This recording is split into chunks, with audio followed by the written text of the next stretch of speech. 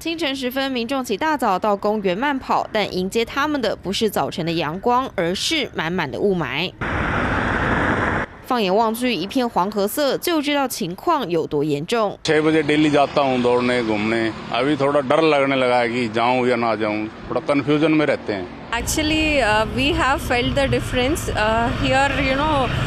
Because of the pollution, my son has had a breathing issue yesterday, and he felt very uncomfortable. 这里是印度的首都德里，受到冬季低温、高气压笼罩影响，原本空气品质就不佳。但11月初开始，连续几天空气品质指标数值突破450，来到严重等级，甚至有地方突破500。这不只是数字，已经对人体产生危害。许多人出现咳嗽等呼吸道疾病，眼睛刺痛。首都2000多万人等同于生活在毒气室中。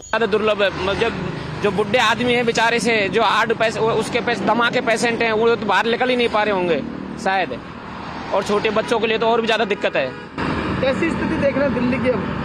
दिल्ली की तो बहुत ज़्यादा जहर फैला हुआ है दिल्ली के अंदर।半数政府官员在家工作，学校停课，直到7号数值稍稍降到300-400，才宣布学生能在9号重返校园。但这样的空气品质连年恶化，除了车辆废气、焚烧农作物，天气也占了很大因素。气候峰会上，联合国秘书长抛出重话 ：Humanity has a choice: cooperate or perish.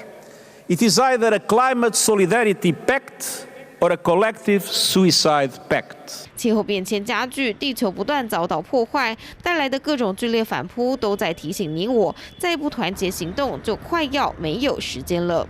三立新闻，张报道。